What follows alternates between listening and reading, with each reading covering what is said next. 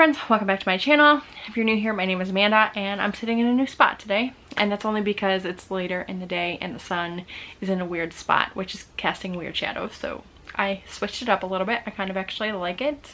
It's a little bit more casual, a little bit more comfortable. If you can see anything in the camera behind me, you don't see it. It's a mess back there. So as you can tell by the title, this is my April wrap up. I didn't have a great reading month in April.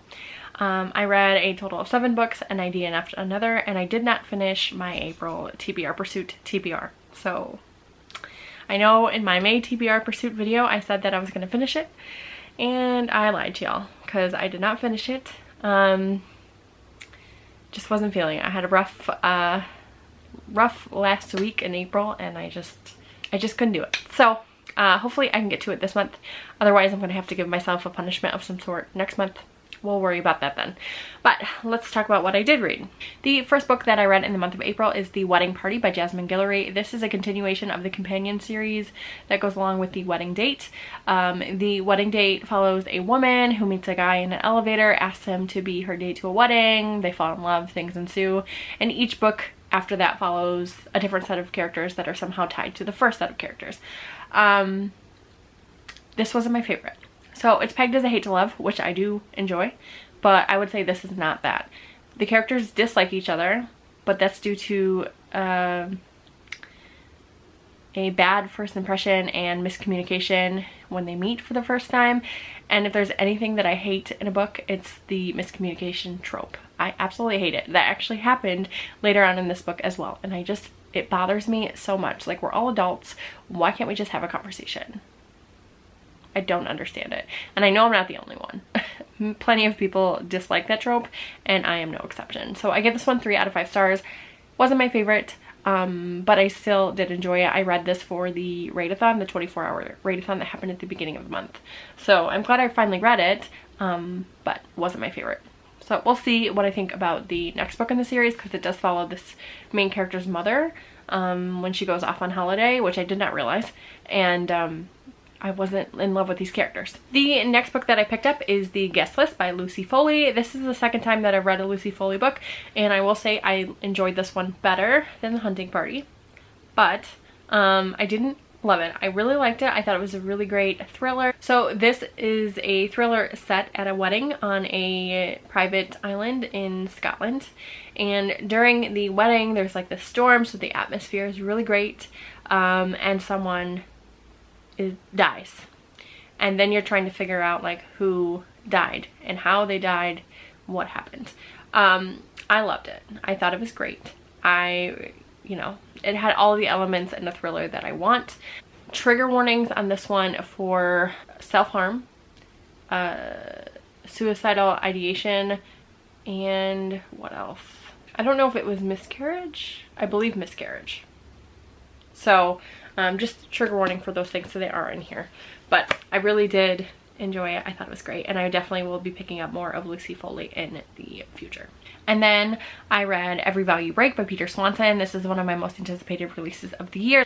So this is about a woman who is engaged to be married, and she goes off on a girls' weekend for her bachelorette, and she has an affair. And then the man that she has an affair with shows up at her honeymoon, and things kind of take off from there. It's pretty wild and twisty. I give this one 3 out of 5 stars. I liked it, but it was a little far-fetched for me. I felt like things at the end tied up a little too easily, and it was a little predictable. So I did enjoy it. Not the greatest thriller that I've read, but it was good. I mean, there were moments when I was definitely feeling very anxious, like on the edge of my seat, and I couldn't put it down, and I needed to know what happened. And actually there was a couple moments when I had to put it down because I was so scared of what was going to happen. Like, I was so anxious.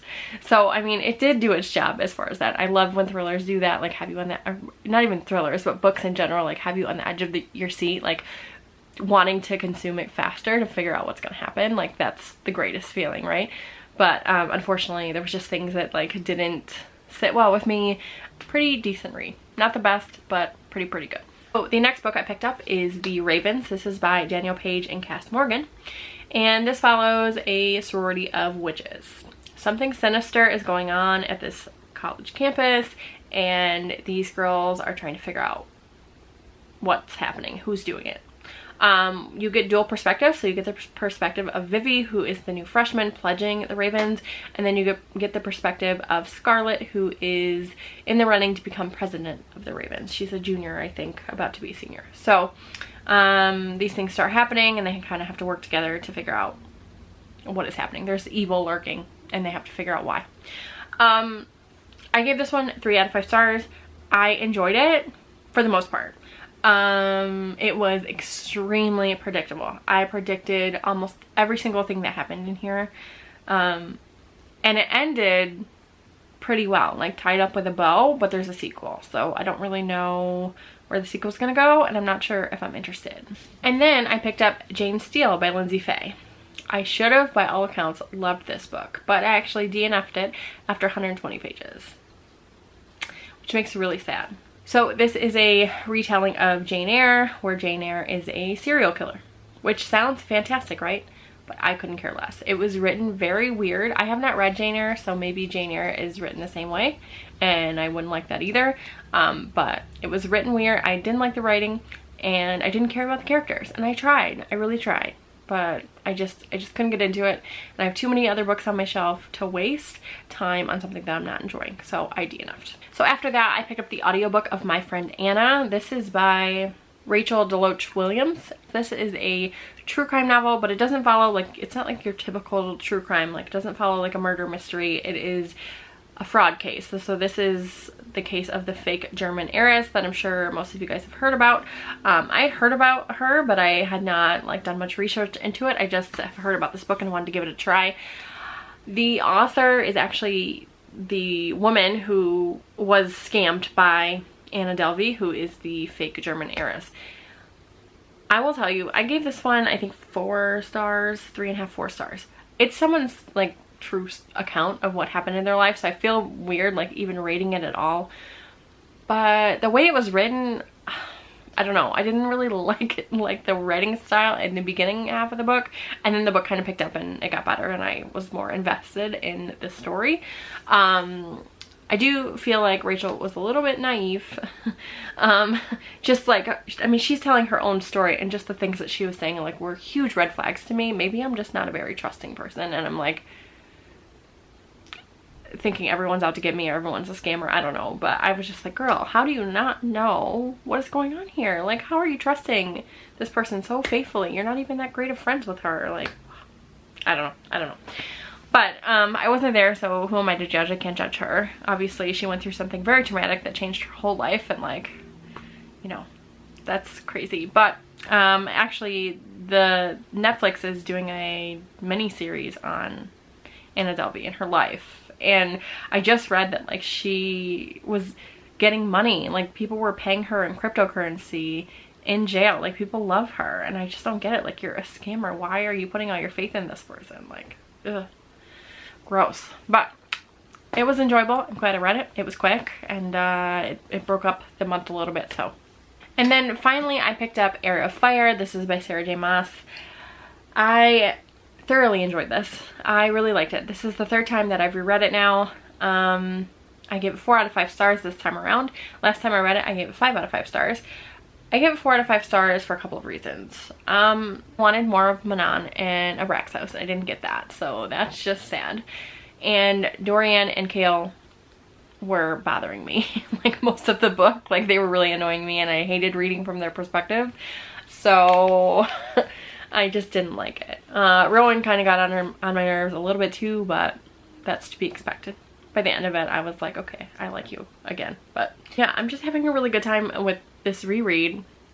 And this month I pick up the 4th book, and then in June I pick up the 5th book, which I haven't read yet, so I'm really excited to continue on with that. But I don't want to tell you what really happens in this one because it's the 3rd book in the series, but the Throne of Glass series is about a female assassin named Selena Sardothian, who is fighting to become the king's champion, essentially, and to gain her freedom. And there's like magic and all of this stuff going on. It's just really good. It's really good, and I don't want to say I recommend it because a lot of people hate it, and yes, Sarah J Maas's books are very whitewashed, very much so. So just be aware of that. You're not going to find a diverse cast of characters here. So I enjoyed it. 4 out of 5 stars. Still continuing on with the series. So those are all the things that I read in the month of April. Why don't you guys let me know down below what your favorite read of April was. And if you don't want to do that, go ahead and leave me a sun emoji so that I know that you were here and you enjoyed what you watched. Thank you guys so much for watching. Don't forget to like and subscribe. Follow me on Goodreads, Twitter, and Instagram, and I'll talk to you later. Bye.